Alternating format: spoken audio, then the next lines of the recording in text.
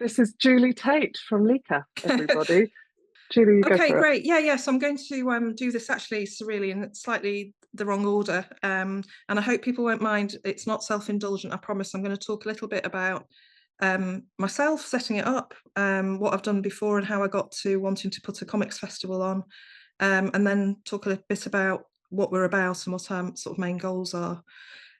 So I trained as a musician, so I'll say nothing to do with comics, but not directly, a lot to do with comics. And I've literally worked in every nook and cranny of the arts over many years, as probably shows. Community music, arts and education, arts and criminal justice. Did a lot of work because I was based in Birmingham for a while with Black and South Asian projects and festivals. And also was a fundraising consultant for a while, but I finally fell in love with comics back in 2000, just before 2000. I'm just going to let this person in. So I worked on TV and film festivals and then set up 2 different book festivals.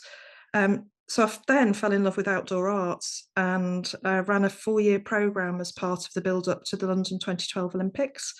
When that finished in 2012, of course, I was thinking about what to do next, and I've been fired up by outdoor arts because of the democratic nature of the art form and also its creative brilliance, and felt like comics had very similar qualities. And I've been to many comic cons with my son, who's autistic, who's a big comics reader, and after some consultation set up LICAF, which ran for the first time in 2013. I was a bit surprised at the time. It was quite difficult to sort of collaborate with some existing initiatives and events, but that has changed dramatically. And over the past few years, for example, we collaborate a lot with Mark Jackson and MacPow, but also with Thought Bubble. So we provided 2 exhibitions for free last year to them, and also we've invited them into an international festivals network and much more. So that's the part of political broadcast bit. But basically, my vision setting up LICAF was about creating something new in relation to what was going on in comics in the UK, a European-style festival where an art form takes over a place, a town or a village, and it's on FET. So it's a festival rather than a con.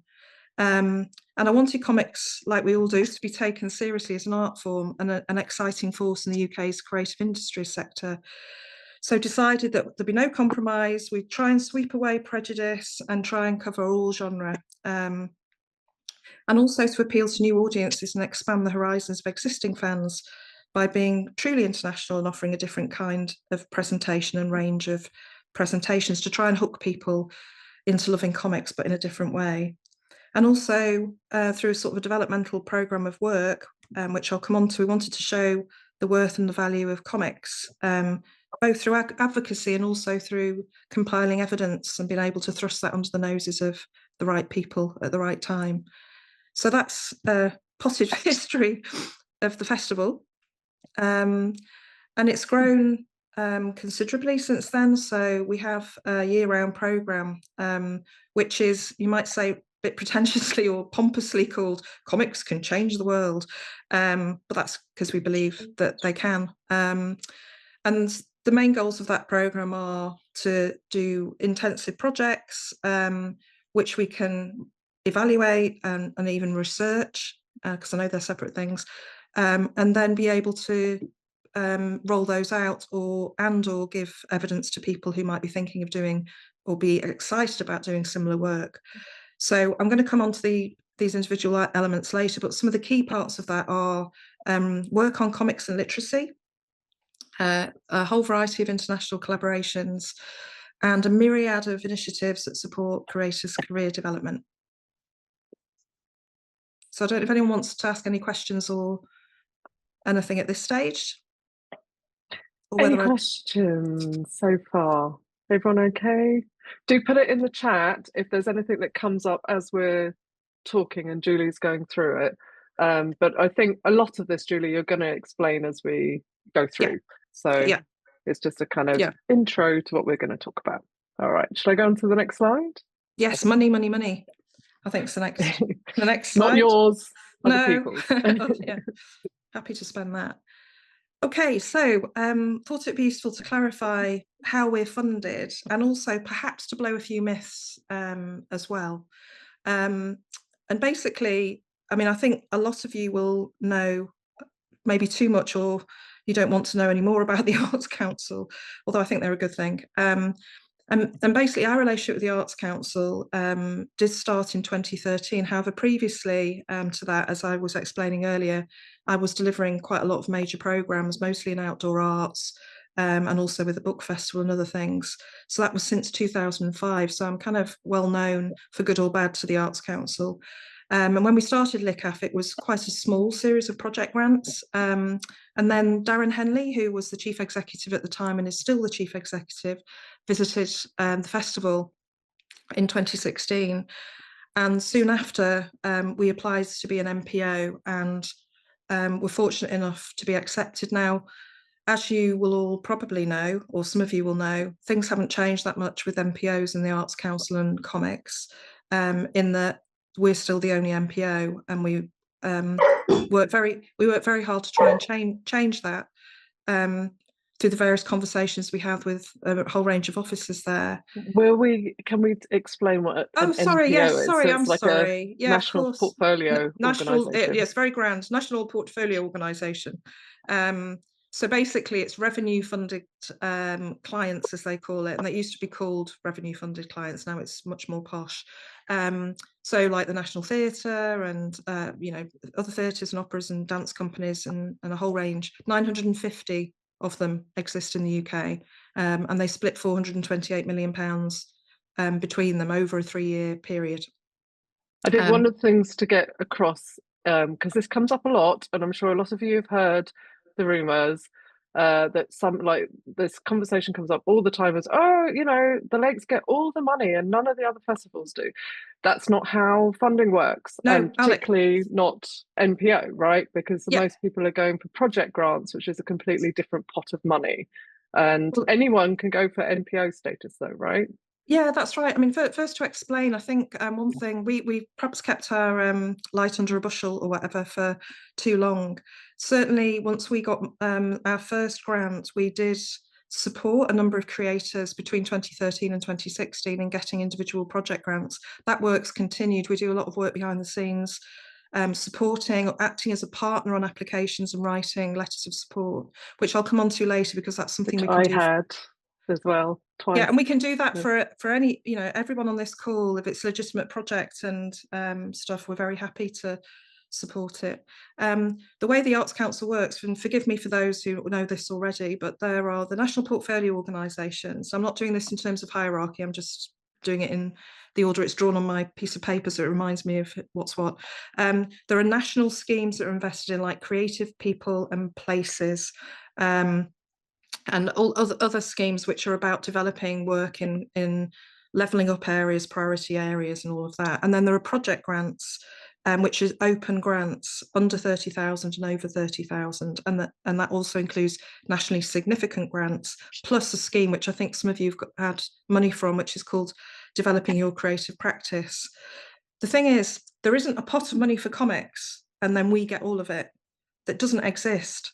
So if you put in an application next year, which is the next opportunity for the NPO, which will be a 3 or 4 year program starting in 2027, you're allowed to do that just like we're allowed to do it, and you'll be judged on a whole range of criteria, which are mostly to do with geographical spread and art form spread. Now, of course, comics isn't actually represented at all very much.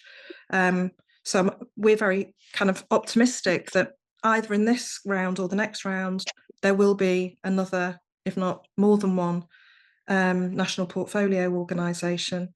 So there isn't a pot of money for comics and we get all of it, which is the thing that I'm hearing too often. And there is nothing to point out CSICA here. And, if you're interested in funding, please sign up to C6 website, Comics Cultural Impact Collective. Maybe we can sling a link to that as well in Sarah so that people know. Sorry, Julie, just as it comes up. So that's the Arts Council. I mean, people might have questions, so I'll move on. We also have recently managed to persuade the Literature Department of Creative Scotland to invest some money in our rights market. And by admission, that group of people there who are brilliant know very, very little about comics, so they're very interested in developing their knowledge. We get some money from trusts and foundations.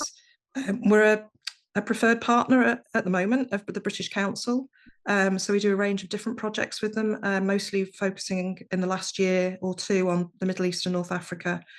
And we also liaise with a whole range of different European cultural institutes. We also get money from our local council, and we're lucky enough to get some support, as do some other festivals, from individual creators themselves. So that's the funding situation in a nutshell. Does anybody want to ask anything about funding? Oh, it's gone very quiet.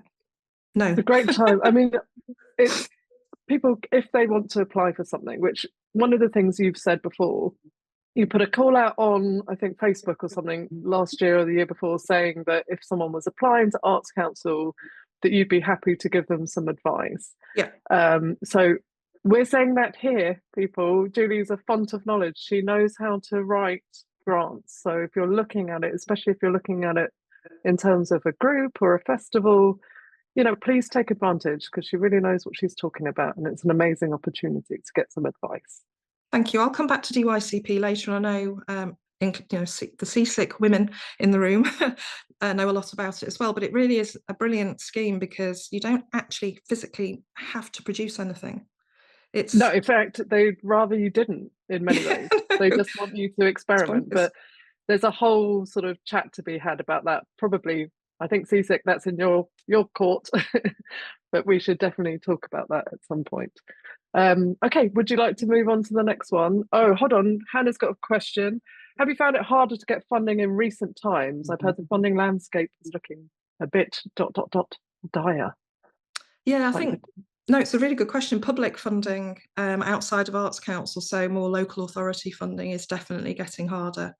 I think in most areas, some councils, as you guys will know, unfortunately, have completely cut cultural budgets, and other ones are now looking for ways to do that by squeezing the criteria. So, I mean, I personally always rail against the emphasis on economic impacts because it's missing the point of culture. And although, thanks, Ed, and although I understand why those questions are asked, culture is culture for culture's sake, and all the arguments about health and well-being and all of that go out of the window. But places like the British Council, the cultural institutes, I think I'll come on to later, actually, just advocacy and who we've been talking to. I think a lot of people just need comics explaining, revealing, whatever to them. I was at the Royal Society of the Arts last week meeting with their chief exec, Andy Haldane, who many of you might know is previously the chief economist of the Bank of England, and he didn't know what a comic was. I went on a trade mission in December with the Publishers Association, and the person who took us had never, ever thought about comics and still thought it was a medium that was just, well, not a medium, a genre just for children. So I think the work that CSIC's doing, the work that we've been doing over the years, is absolutely where we need to focus our efforts. Just telling people and shouting in their faces. Agreed. Any of us with kids, we're giving used them to evidence. that at school drop-off gates. Yeah. So what do you do? Oh, can my kid read your comic? No, 100% not allowed. Right. But I think, yeah. Would you like to move on? Yes. Yeah. I think there are a few funny messages in the chat, by the way. I know. No one's going to go up anyone's chimney, Ed. Let's put that away. All right. So festival now.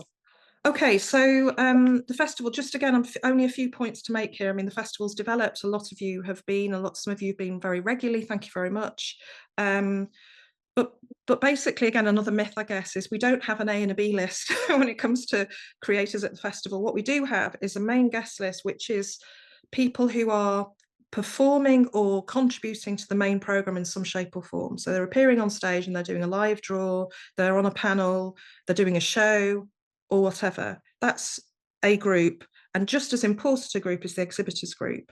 Now, we focus most of our funding on the UK guest side of things. We get money from the cultural institutes for all the Europeans that attend. So when you see Italians and French, the Czechs, the Finns, etc., they are paid for by a different pot. That's not our money. And then our programme, we programme, and it might sound really anally retentive, but between November and February of the following year. So by this point, I've mostly programmed for a whole range of reasons. What I want people to know is that we always welcome individual or group communications saying, I quite like to be a guest and I've got this idea, or I quite like to run a workshop and I've got this idea.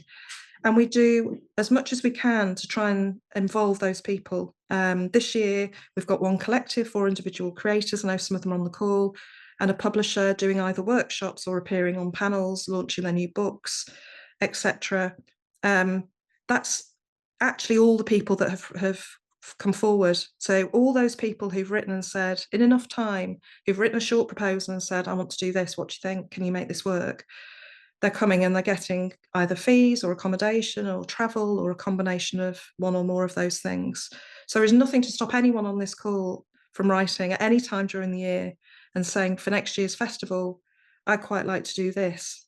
And we've got, you know, open ears, and as far as we can, because obviously there are limits, we involve people. So just to clarify, how soon ahead would you like to hear from people? A lot. So like if they want to do something next year, they should be talking to you now. Yeah, from October. After. Yeah, from October's probably best. Okay, great. And now we're pretty much programmed, Sarah, but it doesn't preclude a chat, because we have been able to be creative before. So if we haven't got slots in the programme, there are other things that we might be able to do. Fringe, well, definitely, if people want to come and set a fringe activity up, then we'd be, like the on and the off. Well, and Dan Berry does that. He does fringe. Well, that's a good point. And gets his own funding. So you could also look to funding your own ventures and do it under the banner, perhaps. Yeah. So if people don't know, Dan Berry and David Gaffney, for the last 2 years, and they're going into a third and doing it again, are applying for their own funding to be able to run a show and tell on Saturday night, which features usually around 12 people with 10 minutes each, doing some kind of showcase in whatever format. It's brilliant. And it's really good. It's actually better than the rest of the festival. I think it's just an extraordinary night, and if John Allison is doing it, it's an absolute must, because no one sings quite as good a Bruce Springsteen as John Allison. I bet some of you didn't know that. One of the things we need to talk about, though, is applying for the festival, because those dates are coming up pretty fast. Applications are by 28th of February, I have it. So that's soon. That is soon. And people can apply to be in the international rights market and or the marketplace. And the international rights market last year was a first. So, of course, we had lots of lessons to learn from it. But I think on the whole, it was a very positive experience. We know after the festival that almost 400 appointments took place between international buyers of comics from European countries, because that's what we focused on last year, and British sellers, both publishers and creators as well. And I think at the end of that process, around 40 odd titles were in discussion and negotiation. We're at the moment busily trying to follow those up, because they take time to actually develop into a final contract or done deal. So this year we're actually adding an American publisher, and I'm going to say who it is and probably get into trouble. It's First Second, so they're coming over. Amazing. Looking for British stuff, and there'll be other new buyers as well, and then there's the marketplace. And just to say about the marketplace, we are slightly changing it this year. We're making it much easier for people who want to go to events in the main programme to go to events in the main programme. So yes. Are you going to do volunteers looking after tables? We spoke about that. Fantastic. Because I think one of the things when you're tabling, you miss out on all the talks and stuff, which are just excellent, and no one wants to miss that. So there'll be more opportunities to catch the festival proper. And there'll be some specialist workshops on Friday afternoon. So for those who are coming for the rights market and the marketplace, or just want to come early for the marketplace, we've got Nicola Streeton and the collective doing a workshop on publishing, self-publishing, and again, this is top secret guest coming. Shelley Bond is going to do a workshop on editing comics.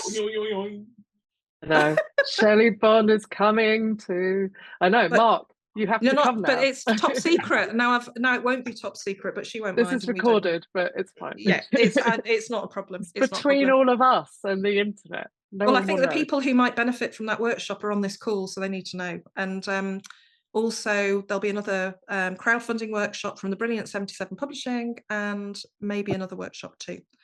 And they'll all be free. So there's a much richer program, because I think the point again to make is we want people obviously to make money, cover their costs, or make even more money from the marketplace. The reality is we're a much smaller marketplace and a different kind of festival, so we're really much more focused as well on people being able to network, people having the time to do that and the space, but also being able to do developmental work for their careers and go to workshops and other such besides stuff. Blah. Yeah, I think it's where the Lakes is actually completely different to any other festival, because it isn't about the marketplace, which is where a lot of festivals are about that, and everything else is a tag on. Whereas I feel like the Lakes is about the kind of networking, the talks, the exhibitions. The marketplace is definitely a part of it, but it's not like with a lot of the other ones, it's not the core structure of it, you know. So it's smaller, and I don't think you should go to the Lakes thinking that it's about just selling your wares. Personally, I think you want to go there and trying to meet as many international creators as well, because it is an extraordinary collection. I looked at your stats from last year, and over half your guests were international guests last year, which is fantastic. So it's a real opportunity to meet people from other cultures, other countries, also in comics. Thank you. Beautifully put. Thank you. Okay. Do you want to move on to the next Yeah, bit? sure. Yeah, because I'm conscious of time. Absolutely. Okay, so I won't dwell too much on the bits before the how can you benefit. But we've been working for the last 4 years on comics and literacy research, and specifically actually on enjoyment of reading. And again, things have shifted. Enjoyment of reading is actually the thing that people want to focus on. And that is prison service, schools, etc., etc. So we've done 2 sets of projects, one in Manchester, one in Barrow-in-Furness, and including 2 SEND schools. And we've got some incredible results, which we can very happily share with anyone who's interested, because we've now at last produced some infographics as well. There's a small scale example here, which are punchier and are things that people can use in applications or when they're talking to people. We're now waiting on an application that's in train to start to try and embed comics in classroom into PGCE training. So that's our next mission, is to actually embed comics at the earliest possible stage, which is pretty much PGCE training for primary schools, that is. We're also going to be doing the same with the SEND. And today we started a project in HMP Haverig prison, which we're hoping, if it's successful, and of course it will be successful, will get rolled out, because it's got the blessing of the head of education at the prison service, the whole of the prison service for the whole estate. And they're really excited about the potential of comics. So we're kind of riding on their crest of a wave at the moment with that. So how can you benefit and get involved? Well, I've mentioned the fact that we can supply you with stats and evidence and all of that. But also we're always looking for people who are either experienced in working in schools of any setting, and prisons if you've had that experience, or other community settings, or want to learn, be mentored, have a go.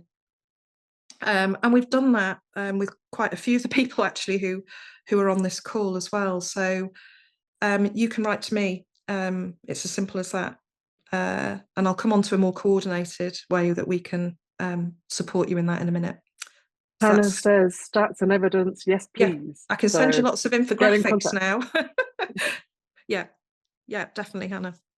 So yeah, I mean, the key part of this talk is going to be, you need to be proactive. Okay, if you want to talk to Julie, talk to the Lakes, talk to the team, get advice, get stats, get in contact. Okay, so that we'll just keep reiterating that, but please, she's very lovely, as you can see. Just drop her a line.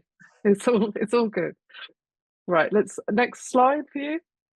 Yes, please. Sorry, I was listening to and you. I should say, I've dropped a link to the article from the Comic Art website just talking about comic art, comics and literacy. And like, as someone with a primary school kid, I can 100% vouch for how much comics improve engagement.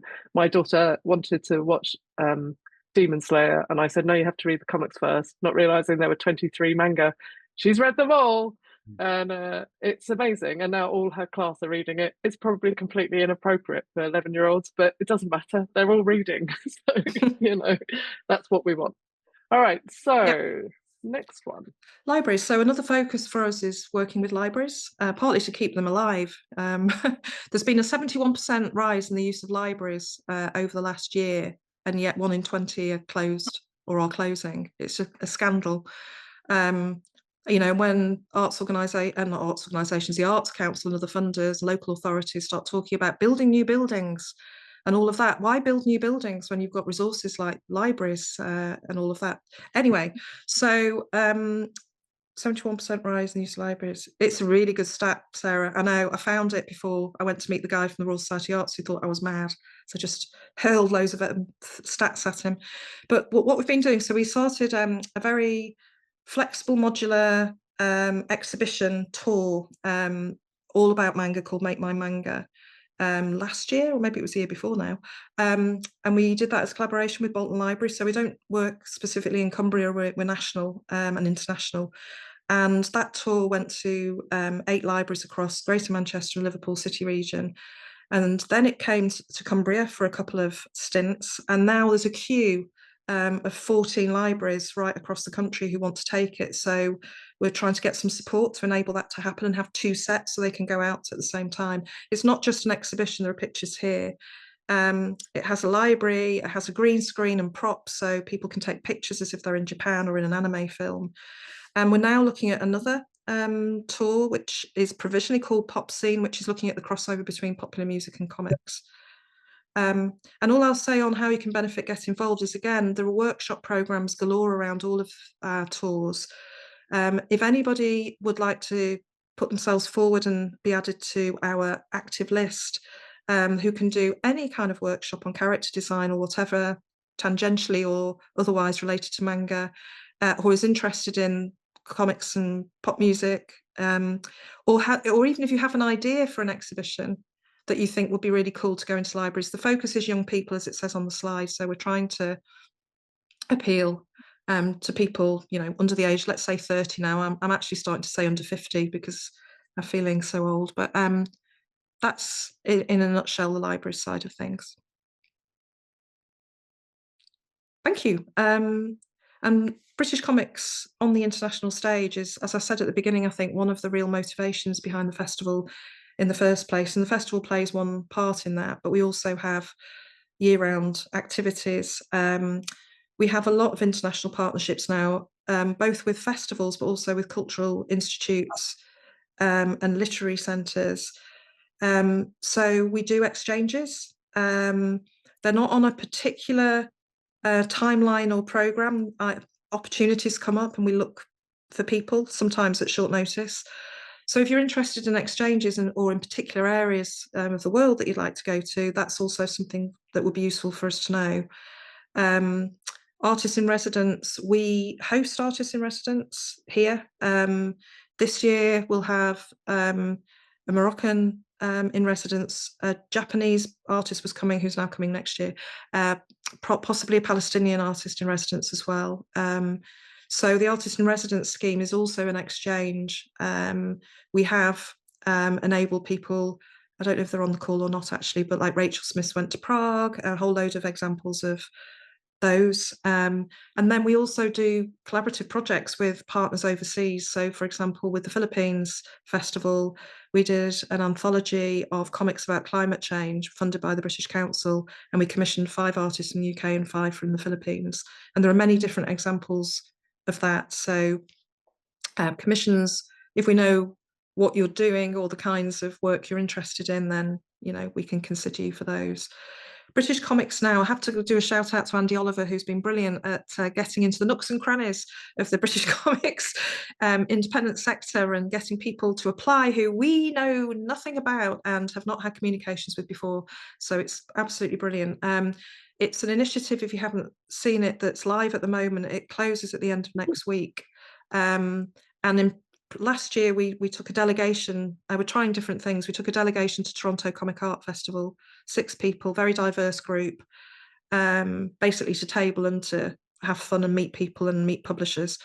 We took a mini delegation to the Philippines in July, and this year we are doing a takeover of the Comics Museum in Brussels in October.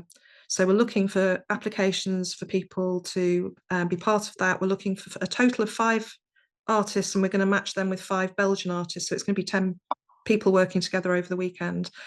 We're looking for people who can offer things, so be it a live draw, a masterclass, something a bit more wacky, so that we can get a good range of activities going. And it's the same weekend as Brussels having its night at the museum, where they open all their museums for free until midnight.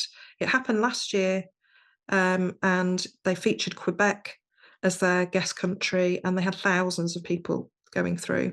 And the other element of British Comics Now, you can apply for one or both, is we're going to create a catalogue to hand to professionals of a selection of artists' work, artists and writers' work from the UK. It's going to be aimed at festival directors, cultural institutes and publishers. And we're going to have probably about 30 people featured in that, to give us flavour of what's out there and what the current trends are in British comics. So I think I've kind of well, that deadline's coming up too. So that to apply for that is 21st of February, which is a Friday, by 5 p.m. again. And it's going to be judged by yourself, me, the wonderful Andy Oliver of Broken Frontier, who might know a thing or two about comics, and Bobby Joseph, allegedly, current comics laureate and creator in his own right. So, you know, we'll have a nice broad spread of tastes within that as well. So don't feel like you have to fit into any one person's taste. I think we want to have an overview, right? Like to show just how much scope there is in British comics at the moment. And this came up before, you don't have to be British, right? You just need to be resident and making comics in the UK. So don't feel like you can't apply if you live here and you're making it. Hey, Andy's here. There you go. It's always good to hear small presses are applying for things. Yeah, there should be much more small presses applying for this, because I think that is the future. You start off in small press, and everyone. I saw Lizzie Stewart in Angoulême, and we were both talking about how we started off in small press. So it is the beginnings of comics, I think. Okay. Great. So any questions about applying? Because you've got to get your skates on if you haven't already applied. From what I know from Carol, there's been a really good amount of people applied so far. That's correct? Can't see Carol, but I think we've had over 40 applications for each category, and I expect that we're going to get a lot in the last sort of week. So yeah, go for it, guys. Get your applications in. Yes, we do take bribes. Thanks, Ed. I like a gin personally. Nice bottle of gin will do me. Andy likes a beer, I think. Julie, what's your tipple? Anything really. Yeah, no bribes. With a brown paper bag around it. Just your best stuff. That's what we want to see. Okay, so moving on. Yep. If there's no questions, but get your skates on 21st of February to apply for both sections, correct? Yeah. Yeah. Okay. Yep. Okay, and I'll be brief on this. So this is a map, and nobody can read it, I know, but it is on our website and it's interactive. I hope it is still. Yeah, so you can press on the links and you can find out a bit more. So we are co-founders of an someone's saying something. Sorry.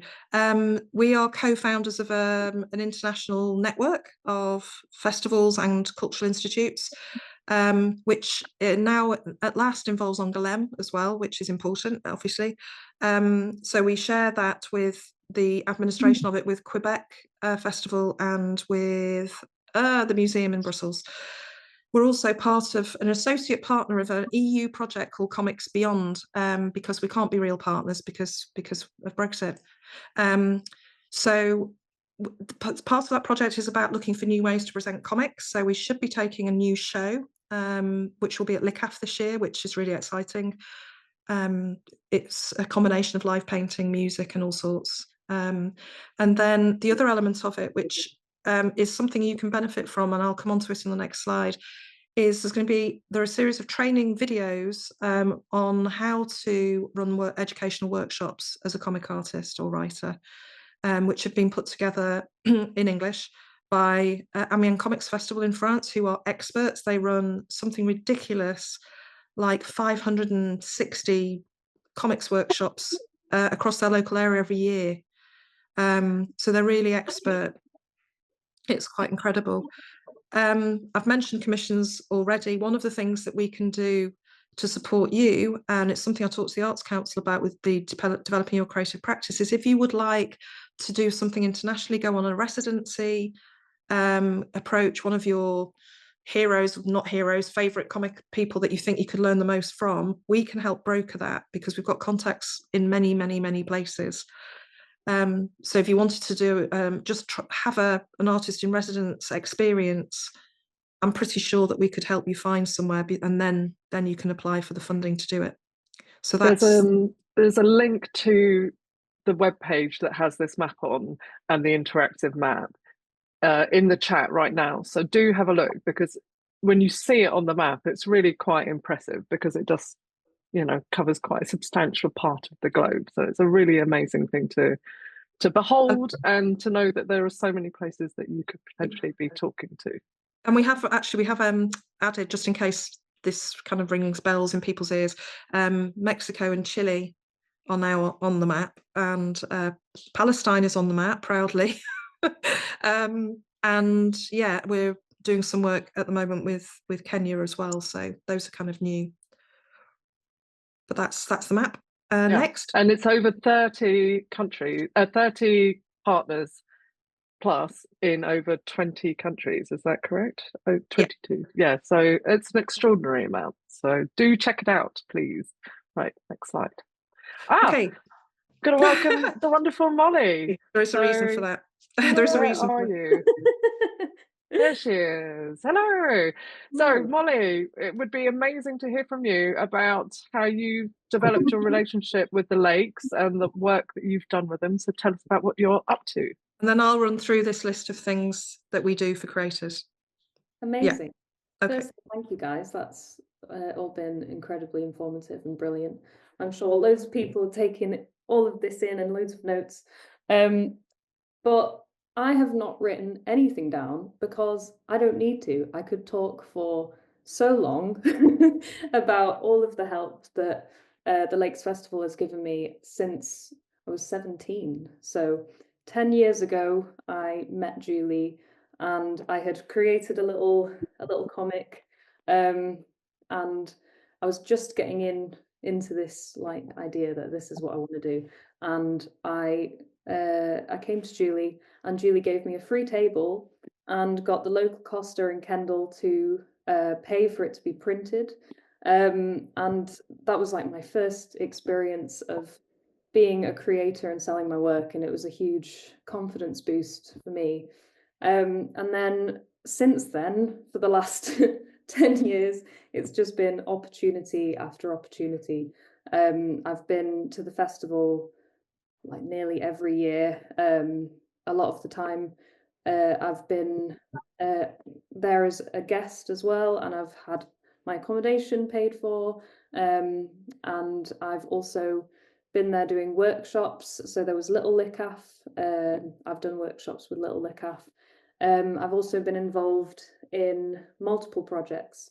So Julie she just sneaks into my emails every now and then and goes, here's an opportunity. But also on the back of that, as Lucy and Julie have been saying, I have reached out and asked for things, and that is so important, because it's really easy to forget like you have that agency. And Julie is amazing at going, yeah, like cool, let's do something. So I was involved in the Comics Potential workshops in Barron-Furness, which was amazing, and I went to different schools as an artist to help teach comics, and that was amazing. And then I've also had help with my applications. So when I was pitching Giant, my graphic novel, to the Arts Council, the Lakes Festival helped to support that application and to support me in that. And then I've also been recently involved in the project going to Havering, which is really exciting, to deliver more workshops in prison. I was supposed to go to Canada. I couldn't go to Canada, but I was asked. I have a criminal record, but it was good stuff. It was climate activism for environmental reasons. It's not a crime. Just get that across. just to chuck that in there. And I also went to the Philippines last year, which is just was the most extraordinary experience. It's amazing. We got to work with school kids as well as do the festival, and maybe you can talk a little bit about that. Yes. So going to the Philippines, one, just personally, was just the furthest I've ever been. I've never been that far in my life, and this was all paid for by the Lakes Festival. We went to different schools. We targeted the most deprived area of Manila to actually give the arts to the kids that were least likely to be exposed to this generally, which was amazing. I also delivered masterclasses there to aspiring creators. That was amazing. It was a very rich experience, and I brought Giant over, and I was selling. I sold out of my copies there, which was amazing, and met loads. Yeah, in the first day, didn't you? It was nearly the first day you nearly sold out. There's only a few left the second day. Nearly. Yeah, we took 2 suitcases over of Giant, and within a day, Mollie had nearly sold out. So it was amazing. Also, you nearly got recruited to a cult, but we won't go into that. Long story, another time. Long story. No, it was honestly incredible, and an opportunity that I never would have. I could never afford to just up and go to the Philippines. So, I mean, I can keep going. How long is this? I think it's a really lovely overview, but I think the key takeaway is that you always made an effort to get in contact with Julie. Is that right, Julie? To just say, this always. is what I'm doing. Yeah, and also as open to almost, in fact, every idea that's been put in front of Mollie. And we struggle sometimes. I mean, going back to the festival, I hope it's okay to say it like this, but we get criticised relatively regularly for the combinations of people on stage, for example. Quite rightly, I understand why. So, for example, we have a live draw, a finale or something, and it's four men drawing. But I'm looking at last year specifically. We asked every single woman on the list, and none of them would live draw. Yeah, the year before, when I asked Mollie went, "I've never done it before, but I'm going to give it a go." Yeah, it's and about it has to be said. It has to be said that there is something about being up for things, or we find a compromise. So, in the end, I think last year this year, sorry, we're discussing somebody live drawing who doesn't want to live draw, but they're going to pencil first and ink on stage. It's simple. And if you don't want to do it, you don't want to do it. But also, we're looking for people, of course, who are willing to kind of throw themselves into things as far as they possibly can, with all the caveats about, people's confidence levels being different and everything. So I think that's the key thing really with Mollie. I think someone's asking about residencies mainly in schools and teach children. They're not actually, the residencies that we send people on and receive are open-ended making work. So they're not even, Alison Bechdel came for a month and she got on with her project, which is a new book which has been launched this year, just one example. I think Rachel, when she went to Prague, Rachel Smith, it was brilliant, but worked on a diary of her stay there. So their residence is in the purest sense. This project that Mollie's talking about and Lucy was actually funded by the British Council. It was an exchange between the Philippines and the UK, specifically looking at educational workshops. Yeah, it was part of the Comics Can Change the World. We did a four-panel comic, and we took the kids through how to do a four-panel comic. Mollie and I did it in the Philippines to some sort of middle-class kids in the library, and then we went out to this really impoverished area and worked with, it was a what are they called, those organizations, because it was a charity organization, right, where the kids went. I keep forgetting what they're called.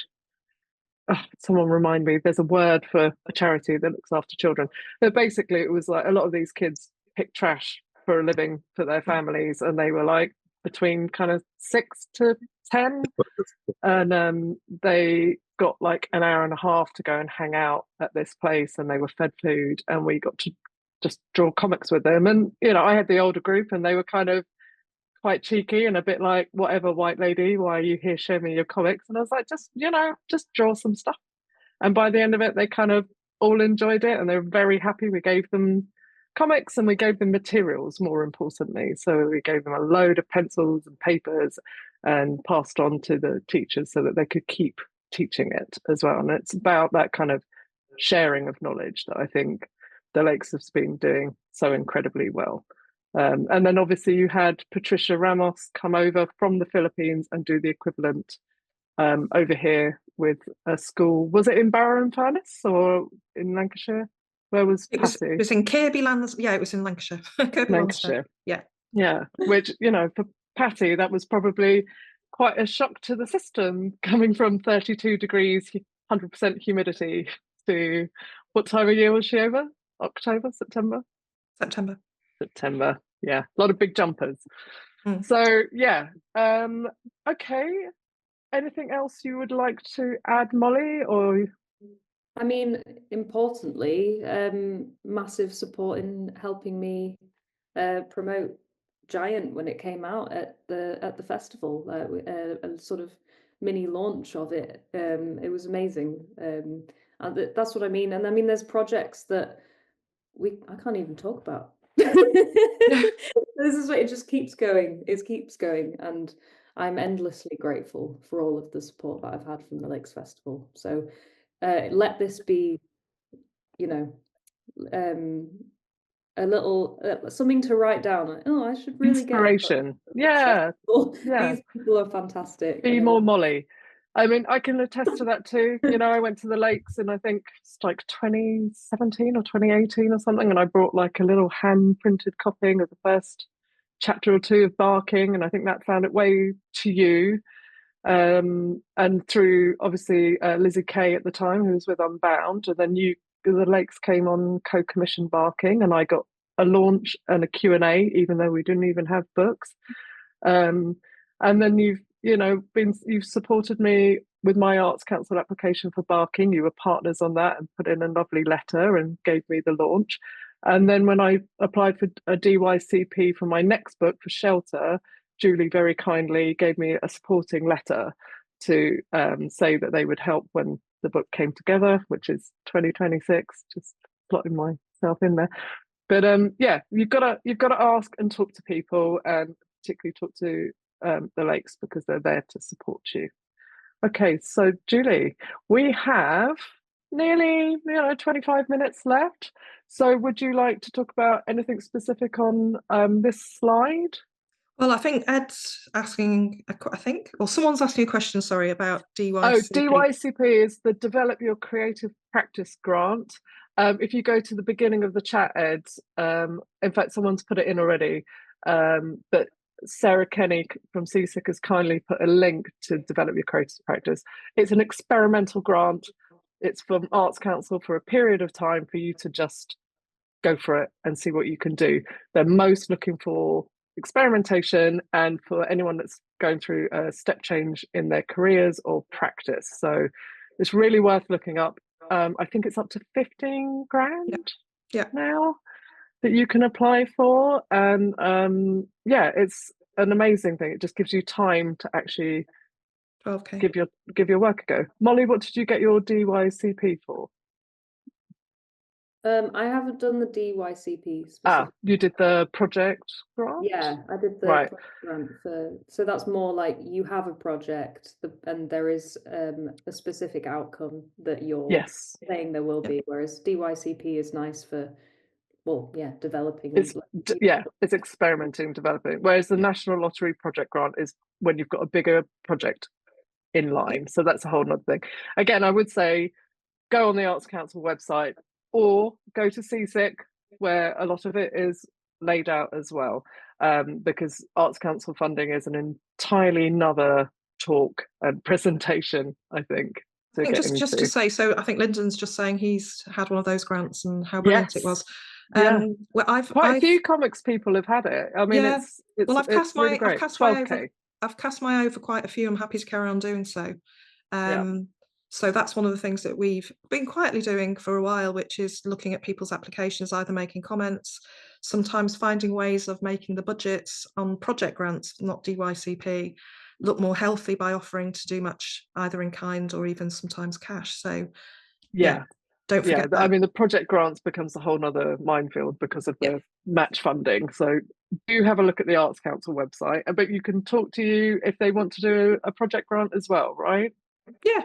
We're here, so and I will, even though it's a different organisation, LD Comics have Nicholas Streeton next week, I believe, is doing an online class in applying to Arts Council. So please go to the LD Comics website and check that out. Nicola's a font of knowledge, and like you said, she's going to be doing a workshop for you at the festival. Did you say? Yeah. So there you go. Okay. And so on this current slide, the autism focus, was that more to do with the lakes, or is that to do with Mollie as well? No. So I think it was confusing putting Mollie's image on there. Sorry, she's become all of these things.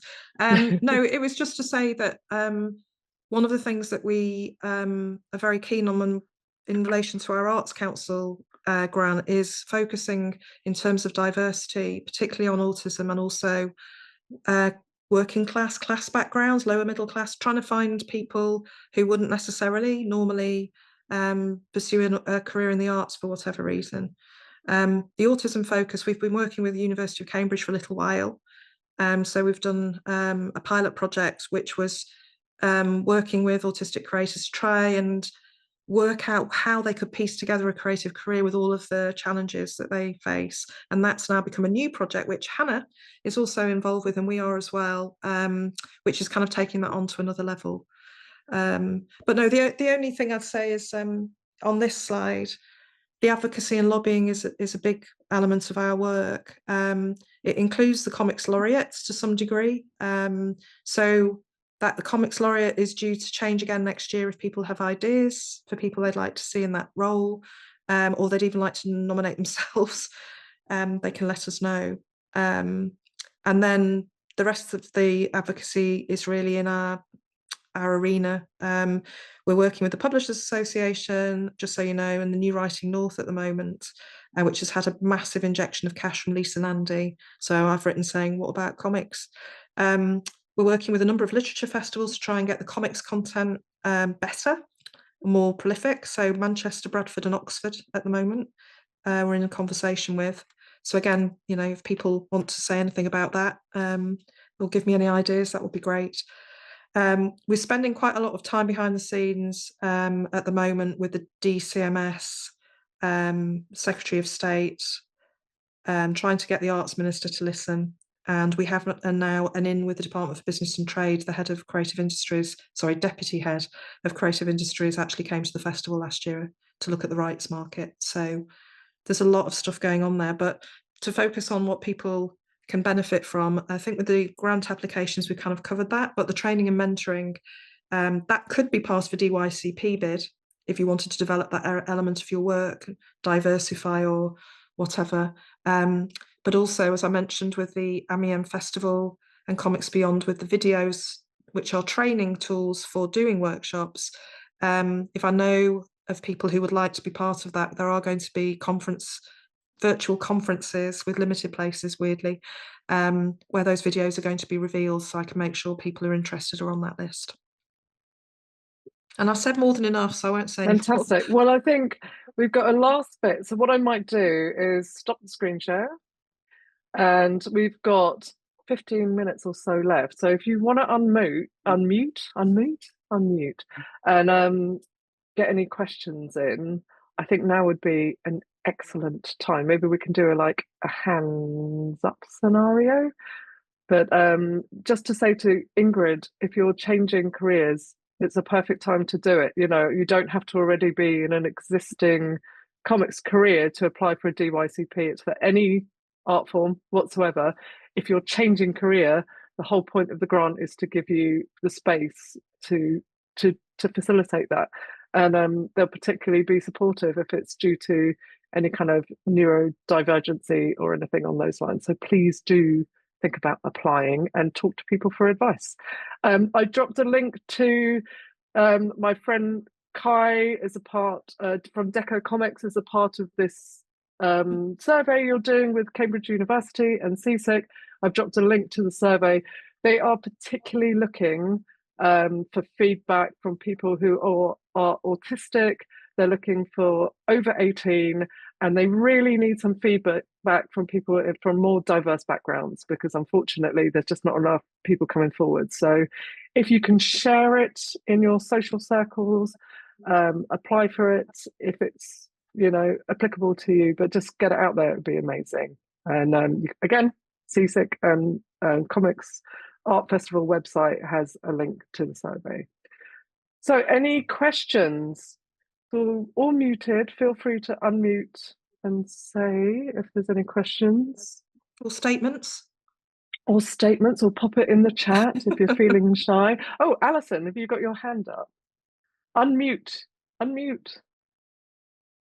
I can't hear you. Hi, Hello. everybody. This has been great. Thank you very much, Julie, Lucy, Mollie, everybody. There's been lots and lots of really exciting opportunities listed effectively. What would be really helpful, you know where I'm going with this, is there I mean, like the chat I'm looking at in front of me, for example, has all these kind of links and things in it. It would be, is there a list? Is there a list on the website? Like a resources list. Yes. Well, no, I was going to say more explicitly, because the message of nearly this entire chat has been, you can apply for this, you can apply for this, you can apply for this. What I would really like to see is a long list of links going, this is what you can apply for. I know I should have been taking notes, but it's kind of like, you know, you want to tell us. Well, I've got all the tabs up. It could also be dynamic as well. You could add to it. Yeah, I think that's a really great idea, as a resource list of things. Because the thing is, it's all really exciting, and I'm like thinking, oh, I like that. That's interesting. But actually, it's probably the thing I didn't think of, which will be the best thing.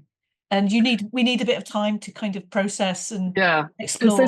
Obviously, this has been recorded, so the video is going to be there. But yeah, I think we could do with a list of the links that we've put through. Like just on the web page. We can save the chat. I can save the chat, apparently. Save the chat. I think probably, I mean, permanent. How many people are here, but something other people could access, or we could share. I don't think chat. Sorry, you've got a cup of coffee. Hannah Berry or Sarah Kenny. Does CSIC have a list of a lot of these? I imagine they do, like Arts Council funding. We would like to. We haven't got that up and running yet. It's on our right. We've just got a grant from Lotto to create a better website that will have a sort of information page which will curate all opportunities, etc. in comics. But yeah, we're just in the process of. Yeah, so we will have that, but maybe we can do something, Julie, with what's come out of the chat to have it available for people.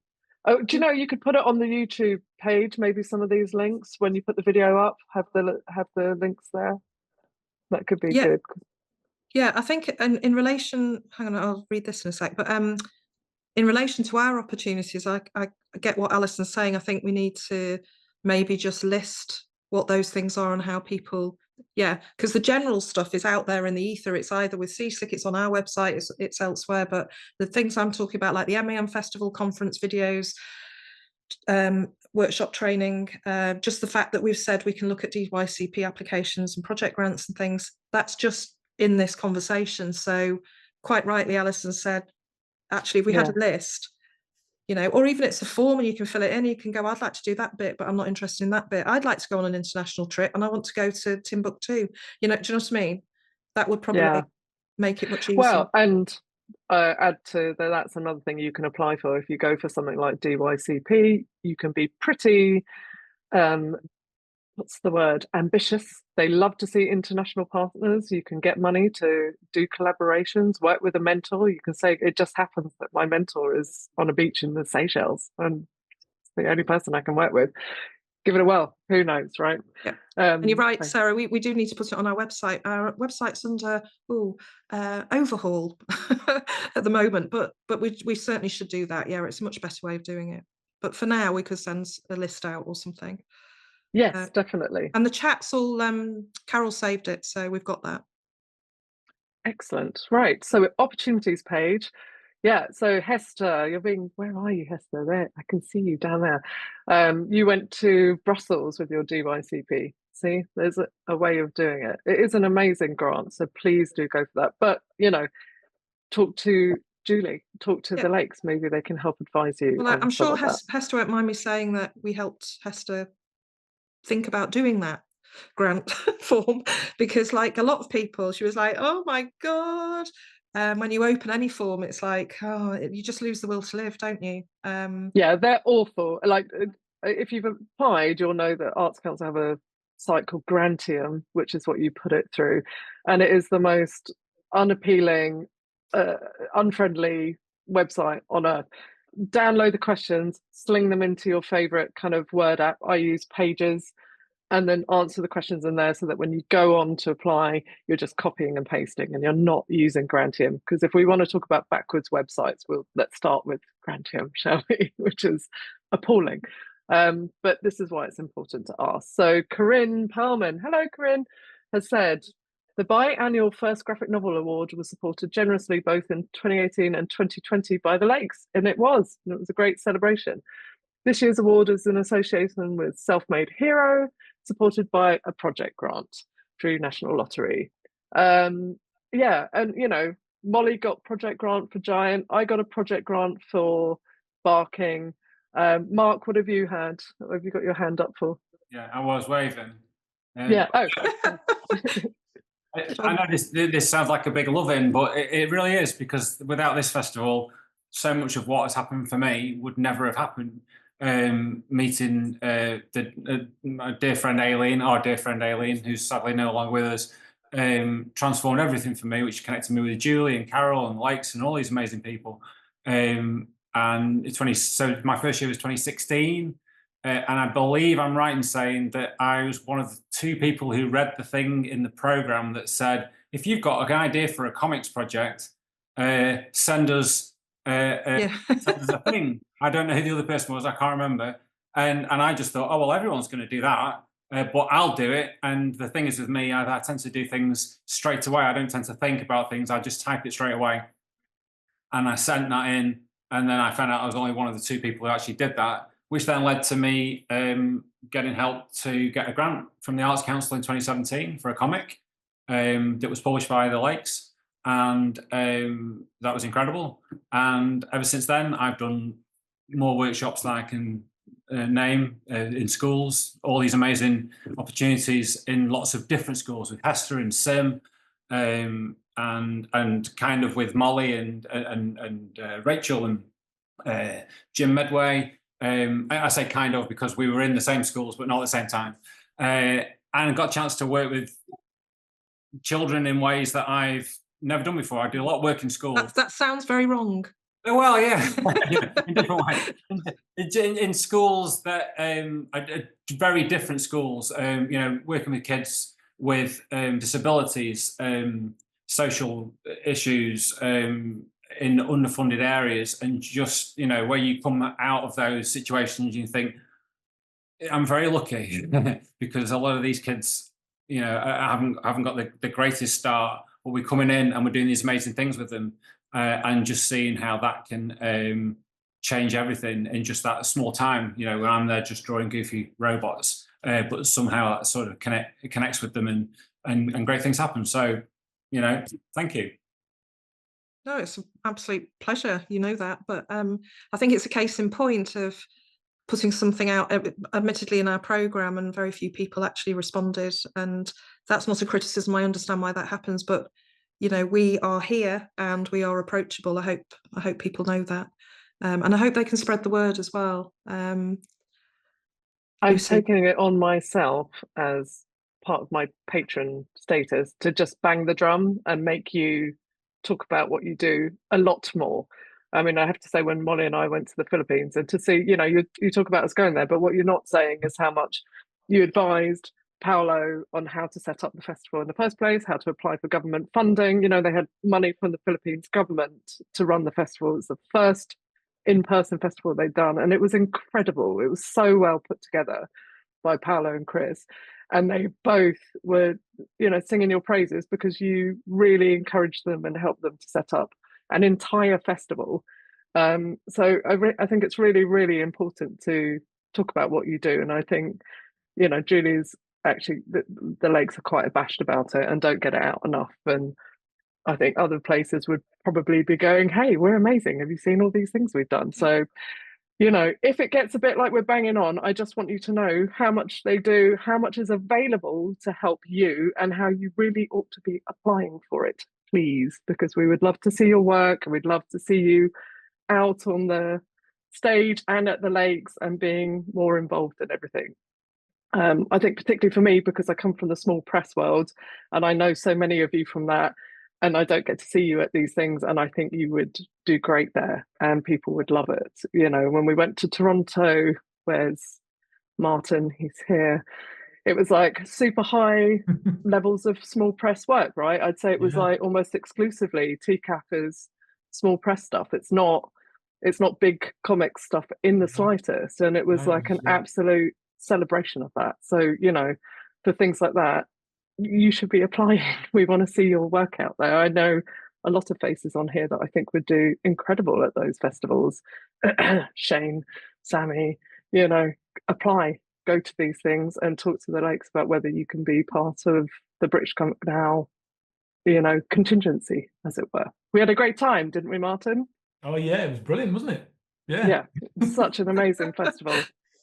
Yeah, it was. Yeah, it was great. And it was busy, you know, yeah, we it was sold well. Really busy, like super busy, wasn't it? Yeah. Yeah, no, it was a great it's really well experience. attended. Yeah. And you know, it's Canada, so it's okay, folks. It's safe. You don't have to worry. They're not happy. Yeah. So we've also got Hester talking about Kigali Media, who do amazing workshops. I've seen them also at MCM as well as at small press shows. And obviously Mark, and you guys who did Martin, obviously with Scrawl, you guys set up at the Lakes as well, didn't you? Yeah, no, that's where we got together. Yeah, it was Russell, Gustavo, yeah, and we got you involved at one point, didn't we? Yeah, I mean, we need to do more of that. It's just that we're all individually crazily busy at the moment, but that did start at the Lakes, and I must say we were very listening to this now and how we should have been way more proactive in getting in touch with the Lakes and maybe organizing something, which we didn't do. And I think that's something I'll tell the guys and anyone I know is that I think sometimes we're a bit too timid and we want to be asked, or we wait to be asked, and then when we're not asked, we think, oh, well, why am I not being asked? But really, you've just got to get in touch, haven't you? Yeah, totally. And I think it's the comics problem that we all think that we're going to get to a stage and the offers are just going to come flooding in, and it doesn't work like that. You need to be proactive, and I think the person I learned that from initially was Alison Zampton, who's here. It's like, you know, get out there, talk to people, put yourself forward, ask to do the jobs, and we all have to be a lot more proactive in that. So this is your, you know, finger wagging moment. To go out there and talk to the Lakes and talk to people and get your work out there.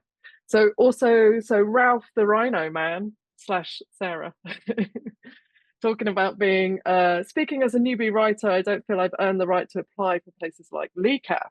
So what do you think to new people are allowed to apply. Writers, Julie, we want writers tabling as well.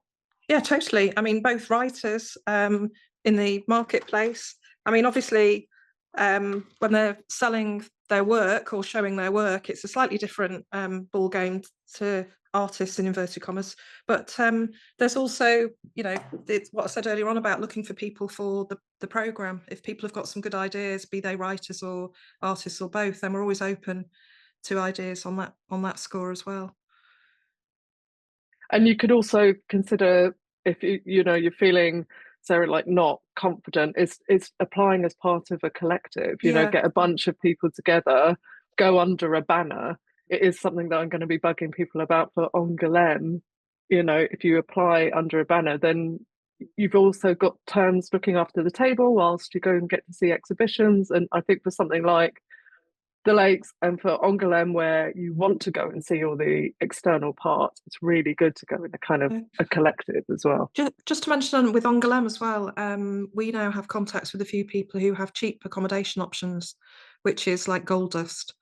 Yeah, it's really expensive. But Gabby is here somewhere, and we went and stayed like a 15-minute taxi ride out of town. You know, it was like, and it was not cheap. So yeah.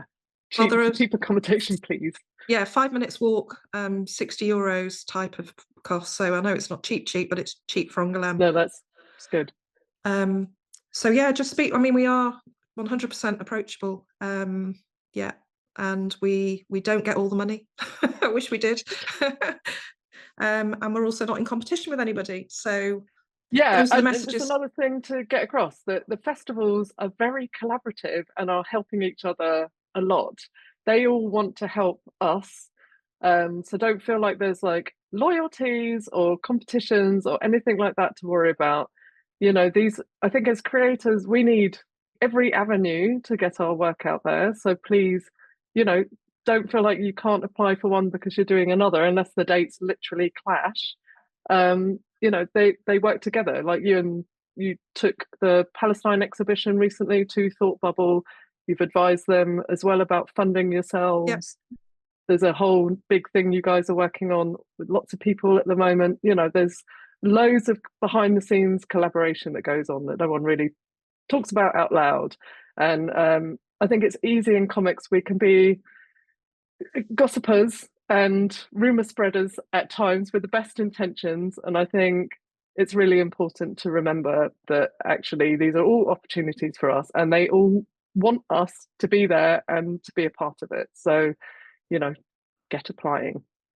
So we're at the last bit. Any last questions or thoughts from anyone? No, we're all good.